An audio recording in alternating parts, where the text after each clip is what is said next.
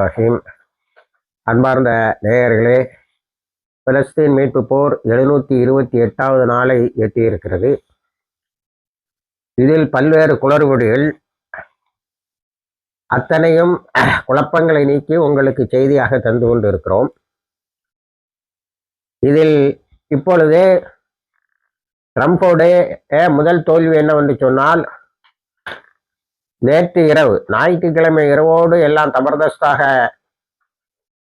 Hamas எல்லா உயிரோடு இருக்கின்ற இறந்து போன எல்லா அழைத்து செல்லப்பட்டவர்களை விட்டுவிட வேண்டும், ஆயுதங்களை கீழே வைத்து விட வேண்டும், முடிந்தால் ஓடிவிட வேண்டும் என்பதெல்லாம் ஒன்றும் எடுபடவில்லை. இப்பொழுது விட்காஃப், ட்ரம்போடைய மிடில் ஈஸ்ட் என்வாய் தூதுவர் கெய்ரோக்கு போயிருக்கிறார்.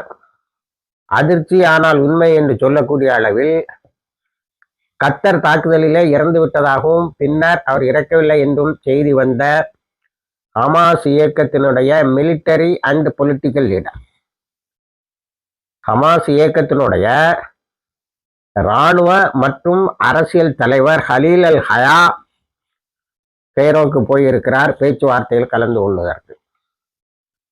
இது இஸ்ரேலுக்கு வதந்தியை பரப்பி கொண்டிருந்த இஸ்ரேலுக்கு அந்த மக்களிடையே மிகப்பெரியதொரு வெறுப்பை ஏற்படுத்தி இருக்கிறது. இருக்கிறவன்லாம் செத்தவன்னு சொல்ற, செத்தவன் எல்லாம் இருக்கிறவன்னு சொல்ற, இப்படி அந்த மக்கள் ஓலமிட ஒப்பாரியிட ஆரம்பித்து விட்டார்கள். இஸ்ரேலினுடைய எல்லா பகுதிகளிலும் போராட்டங்கள் நடக்கின்றன. அடுத்தது இஸ்தக் பிரிக், அதாவது நம்ம பல இராணுவ ஆய்வுகள், பல பாலஸ்தீன் மீது அக்கறை உள்ளவர்கள், ரம்ஸ் பரோடி போன்ற நடுநிலையான பத்திரிகையாளர்கள், இவர்களெல்லாம் ஒரு செய்தியை நமக்கு சொல்லுகிறார்கள். அது என்னவென்று சொன்னால், ஹமாஸு விட்டு இந்த ட்ரம்போடைய 20 பாயிண்ட் பிளான் இஸ்ரேலுக்கு சாதகமானது அப்படின்னு. ஆனால் எடுத்த உடனே ஹமாஸும் ஒத்துக்கொண்டது என்பது 2 முரண்பாடுகளாக தெரிந்தது. அது இப்பொழுது கொஞ்சம் கொஞ்சமாக அந்த முடிச்சு அவிழ ஆரம்பித்திருக்கிறது. இஸ்தக் பிரிக் என்பவர் சொல்லியிருக்கிறார். இவர் முன்னாள் இராணுவ அதிகாரி, அடிக்கடி மிக சிறந்த ஆலோசனைகளை வழங்குவார். இப்பொழுதும் ஆலோசனை வழங்கும் குழுவில் இருக்கிறார். 2 வருடமாக சண்டையிட்டு நாம் எதையும் சாதிக்கவில்லை. டனல்ஸை கண்டுபிடிக்கல, ஹாஸ்டேஜஸ் எங்க இருக்கிறாங்கன்னு நம்ம லொக்கேட்டே பண்ண முடியல, எங்க இருக்கிறாங்கன்னு நமக்கு இடம் தெரியவில்லை. இதற்கு மேல் ஹமாஸை டிஃபீட் பண்ண முடியாது, அழிக்க முடியாது என்று உலக நோக்கர்கள் இருந்து எல்லோரும் சொல்லுகிறார்கள். அது ஒரு ஐடியாலஜி அப்படி. நான் நேற்று உங்களுக்கு ஒரு ஹிந்துடைய எடிட்டோரியலை படித்து காட்டினேன். அதில் முத்தாய்ப்பாக ஒரு வரி வருகிறது. ஹமாஸே இப்போ தானே நாங்கள் பின்னே போய்விடுகிறோம் என்று சொன்னால் கூட, அல்லது தங்களுடைய ஆயுதங்களை வைத்தால் கூட, ரெசிஸ்டன்ஸ் பாலஸ்தீனத்தில் இருந்து கொண்டே இருக்கும், பாலஸ்தீனத்தை பாலஸ்தீனத்து மக்களிடம் ஒப்படைக்காத வரைக்கும். அப்போ அது பாலஸ்தீனில் வாழக்கூடிய எல்லா மக்களுடைய நாடி நரம்புகளில் எல்லாம் ஓடிக்கொண்டு இருக்கின்றது. நீ ஒரு ஹமாஸை நாம் எப்படியா ஒரு எக்ரிமெண்ட் அப்படி இப்படின்னு அமுக்கிட்டா கூட அது நிற்காது, ஹமாஸும் அடங்க மாட்டார்கள் என்று எழுதி இருந்ததை உங்களுக்கு படித்து காட்டினேன். இப்போ இன்றைக்கு ஹிந்துல வந்த கட்டுரைகள், மற்ற பத்திரிகைகள் வந்த கட்டுரைகள் எல்லாம் இந்த ஒப்பந்தம் இஸ்ரேலுக்கு சாதகமாகத்தான் இருக்கிறது, இந்த 20 பாயிண்டும் என்று சொன்னார்கள். ஆனால் இஸ்ரேலிய மீடியாக்கள் ஒரு பெரிய அதிர்ச்சியான தகவல்களை வெளியிடுகின்றன. அதில் அந்த அதிர்ச்சியான தகவல் என்னவென்று சொன்னால், Hamas turn the table against Trump. ட்ரம்புக்கு எதிராக ஹமாஸே திரும்பி விட்டார்கள். Trump fell into the trap. ட்ரம்ப் ஹமாஸோட பொறிக்குள் சிக்கி கொண்டார். அண்ட் சோல்டு இஸ்ரேல், இதுதான் ரொம்ப முக்கியம், and sold Israel for a Nobel prize. ஏதோ நான் அமைதியை கொண்டு வந்து விட்டேன் என்று நோபல் பிரைஸுக்கு விண்ணப்பிக்க வேண்டும் என்ற ஆர்வத்தில் இஸ்ரேலை விட்டு விட்டார். அப்ப இஸ்ரேலுக்கு சாதகமானது பாயிண்ட் நம்மளும் பார்த்தோம். தொடக்க காலத்தில இருந்து இந்த 20 பாயிண்ட் வந்த நாட்களில் இருந்து நமது காணொலியிலும் சொல்லி கொண்டிருக்கிறோம். அப்படி இருக்கும்போது ஏன் இஸ்ரேலிய ஊடகங்கள் ஒரே அடியாக இஸ்ரேலை விட்டுவிட்டாய் என்று சொல்ல வேண்டும்? என்னவென்று சொன்னால், ஹமாஸு டேபிள்ல நெருங்கும் போது என்ன சொல்லிட்டாங்கன்னா, பேச்சுவார்த்தையினோட டெட்லைன் ட்ரம்ப் சொல்லக்கூடிய 20 திட்டங்களும் இருக்கட்டும், ஹாஸ்டேஜஸ் எக்ஸ்சேஞ்ச் பண்ண விடுவிக்கிறதை பொறுத்த வரைக்கும் எந்த மறுப்பும் எங்களுக்கு இல்லை. 72 மணி நேரத்திலேயோ 30 மணி நேரத்திலேயோ 40 மணி நேரத்திலேயோ விட்டு விடுகிறோம். சர்வதேச லெவலில் இஸ்ரேலை ஒரு ஆக்கிரமிப்பு நாடு என்று சொன்னதை என்ன செய்ய போகிறீர்கள்? ஆக்கிரமிப்பில் இருந்து அது வெளியேற வேண்டும் 12 மாதங்களுக்குள்ளால் என்ற தீர்மானத்துக்கு என்ன சொல்ல போகிறீர்கள்? தனி பாலஸ்தீனம் என்பதை 182 நாடுகள் அங்கீகரித்து இருக்கின்ற நிலையில் தனி பாலஸ்தீனத்தை எங்கே கொண்டு வருவீர்கள்? ஆக இதுக்கெல்லாம் இடம் கொடுக்கவில்லை என்று சொன்னால், இருக்கின்ற சர்வதேச நிறுவனங்களையும் அதில் அங்க வைக்கின்ற நாடுகளையும் தூக்கி வெளியே வீசிவிட்டு ஒரு ஹமாஸ் ஒரு ட்ரம்ப் இப்படி பேச்சுவார்த்தை நடந்தால் அது சரியாக இருக்காது. எல்லாவற்றிலும் ஒரு தெளிவு வேண்டும். இப்பொழுது கெய்ரோவில் இன்று என்ன பேசியிருக்கிறார்கள், திங்கட்கிழமை என்ன பேசியிருக்கிறார்கள் என்று சொன்னால், இஸ்ரேல் எப்படி வெளியே போகும் அந்த ரோடு மேப்பை முதல்ல தெளிவா சொல்லுவா. கிடைக்கின்ற தகவல்களில் ஒன்று எகிப்து என்ன சொல்லுகிறது என்று சொன்னால், காசால பீஸ் கீப்பிங் போர்ஸ் தேவையில்லை, காசால ஸ்டெபிலைசேஷன் போர்ஸ் தேவையில்லை, காசாவை காசா மக்களிடம் பாலஸ்தீன மக்களிடம் ஒப்படைத்து விட்டு எல்லோரும் வெளியேறி விட வேண்டும். யாரும் அங்க எதையும் கையில வச்சிருப்போம்னு சொல்லக்கூடாது. ஹமாஸ் தான் நாங்க பாலஸ்தீனத்தில் அமைய இருக்கின்ற பாதுகாப்பு அமைச்சகத்திடம் எங்களுடைய ஆயுதங்களை வேண்டுமானால் நாங்கள் கொடுக்கிறோம், ஆனால் முழுமையாக கொடுத்து விட மாட்டோம் என்று சொல்லுகிறார்கள். அதில் அவர்கள் சற்று சாய்ந்தே போகிறார்கள் என்பது உண்மைதான். அதற்காக சர்வதேச படைகளை கொண்டு வந்து இஸ்ரேலும் ட்ரம்ப் நிர்வகிக்கிற பாலஸ்தீனமாக அதை மாற்ற முடியாது. இன்றைக்கு பல பத்திரிகைகளிலும் கட்டுரைகளை எழுதிய டிப்ளமேட்ஸ், குறிப்பாக ஹிந்துலை டிப்ளமேட்ஸ் என்ன சொல்றாங்கன்னா, ஒரு முறை 70 அந்த ஹாஸ்டேஜஸை விடுவித்து விட்டால் அதுக்கப்புறம் எல்லாமே ட்ரம்பும் இஸ்ரேலும் தான் முடிவு பண்ணுவாங்கன்னு இருக்குது. இதை எப்படி ஹமாஸ் ஒத்துக்கிடும்? அப்ப இப்ப எகிப்தும் கூட சேர்ந்து ஹமாஸும் முதல்ல காசா விட்டு நீ எப்ப வெளியில போவ, அதனுடைய ரூட் மேப் என்ன, முதல்ல அதை போடு. பம்பார்ட்மெண்ட்டை நிறுத்து. இன்னைக்கும் ஒரு 90 பேருக்கிட்ட கொலை செய்திருக்கான்.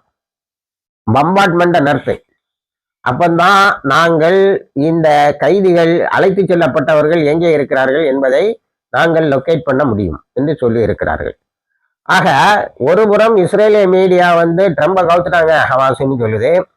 இன்னொரு பக்கம் இது வந்து எந்த அளவுக்கு எழுதுகிறார்கள், ஒரு சரண்டர் டாக்குமெண்ட் மாதிரி எழுதுகிறார்கள். ஆனால் போராளிகள் மிக சாதுரியமாகவே நடந்திருக்கிறார்கள். அவர்கள் சர்வதேச விதிகளின் உட்படாத ஒரு ஒப்பந்தத்தை ட்ரம்ப் யார் மீதும் திணிக்க முடியாது, எங்கள் மீதும் திணிக்க முடியாது. இந்த தனி பாலஸ்தீனம்ங்கிற ஸ்டேட்டு 152 நாடுகளால் அங்கீகரிக்கப்பட்ட ஸ்டேட்டு. பாலஸ்தீனத்தை நிர்வகிக்கின்ற பொறுப்பை ஒரே டெக்னோகிராட் கம்யூனின்னு சொன்னீங்க, அவங்க கம்ப்ளீட்டா பாலஸ்தீனத்தை சார்ந்தவர்களாகத்தான் இருக்க வேண்டும். இதுல முனாஃபிக்கு பாலஸ்தீன் அதாரிட்டி அப்பாஸை கூட அவங்க வந்து என்ன செய்யறாங்க, அகாமடேட் பண்றாங்க.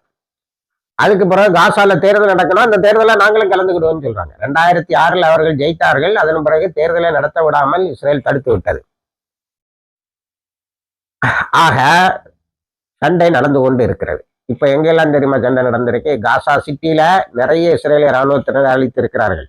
அல் புரூஜ், ஜபாலியா, சுஜயா ஆகிய இடங்களில். ஆனா அவனும் கட்டடங்களை 90% நின்று கொண்டிருந்த கட்டிடங்கள் அவ்வளோ அழிக்கப்பட்டு விட்டன. இது எப்போ அழிக்கப்பட்டு விட்டது என்பது நமக்கு பழைய செய்திதான்.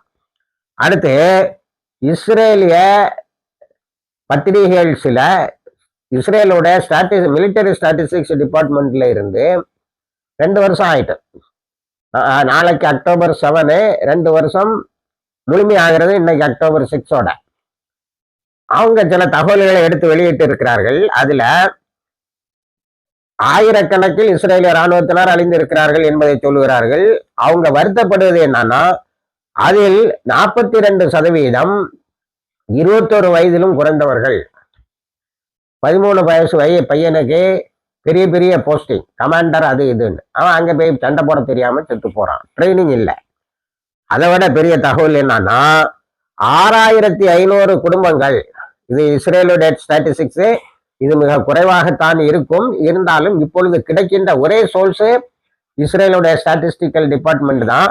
6005 குடும்பத்தினர் வாரிசுகளே இல்லாமல் அழிந்து போய்விட்டார்கள். வாரிசுகளே இல்லை. பெண்ணாக இருந்தவளும் ஆணாக இருந்தவனும் யுத்தத்துக்கு போய் செத்து போயிட்டான். அடுத்து 800 குழந்தைகள் பெற்றோர்கள் இருவரையும் இழந்து உறவினர்களும் இல்லாத நிலையில் முழு அனாதை என்ற சொல்லுக்கு உட்பட்டவர்களாக இருக்கிறார்கள். புள்ளி விவரம் ரொம்ப நுணுக்கமாக இருக்கிறது. ஆக இப்படி ஒரு நிலை இஸ்ரேலுக்கு வந்திருக்கிறது என்பதை எல்லா இஸ்ரேலியர் ரோக்கர்களும், என்னடா 2 வருஷமா சாதிச்ச நீ, இவ்வளவு நஷ்டங்களுக்கு நாம் உள்ளாயிருக்கிறோம், இன்னும் தினமும் செத்து கொண்டு இருக்கிறார்கள். நீ அங்க 100 பேரை அழிக்கிறான், 200 பேரை அவன் படையே அழிக்கிறான். ஆக கடைசியாக எப்படி முடிக்கிறார்கள் என்று சொன்னால், Israel will be the biggest loser without A deal. ஒரு ஒப்பந்தம் இல்லை என்று சொன்னால் இஸ்ரேல் தான் மிகப்பெரிய அழிவுக்கு உள்ளாகும் என்று சொல்லி இருக்கிறார்கள். ஹூத்திஸ் சும்மா இருக்கல. ஹூத்திஸ் இலியட் போட்ட நேற்று அடிச்சு துவம்சம் பண்ணியிருக்காங்க. ஜெருசலத்தை தாக்கி இருக்கிறார்கள். ஏனென்று சொன்னால் ஜெருசலத்துல எங்களுக்கு பல்வேறு ஃபெஸ்டிவலும் இருக்குன்னு போய் அங்கே அட்டூழியம் பண்ணிட்டு இருக்கான். ஒரு ஹைப்பர்சோனிக்கை விட்டுருக்காங்க, உடனே பதுங்க குலுக்கி போயிட்டாங்க. அப்படி ஒரு அமைதியை அங்கே நிலைபெற செய்திருக்கிறார்கள். பல நகரங்களில் பென்குரியன் ஏர்போர்ட் உட்பட, டெல் அவீவ் உட்பட பல நகரங்களை தாக்கி இருக்கிறார்கள். எல்லாம் பதுங்கு குலுக்கி ஓடி இருக்கிறார்கள். அதே சொல்றாங்க, 2 வருஷமா நிம்மதியான தூக்கம் இல்லாம இஸ்ரேலர்கள் எல்லாம் போதை மருந்தும் டிராங்குலேசர் என்று சொல்லக்கூடிய தூக்க மாத்திரையும் சாப்பிட்டுக்கிட்டு தூக்கத்தில் எழுந்திரிச்சு நடந்துகிட்டு இருக்கான். இதையெல்லாம் ஒண்ணு எதிர்பார்க்காம என்னுடைய பிடிவாதம் தான் வேணும். இப்போ நத்தியானுவுக்கு ஒரு விஷயம் வாக்களிக்கப்பட்டு விட்டால் பொத்துரு விழுந்துருவான், உனக்கு சிறை இல்லை அப்படின்னு. ஆனா சர்வதேச லெவல்ல ICC இஷ்யூ பண்ண வாரண்ட் இருக்கு, ஜெயிலுக்கு போனோன்னே.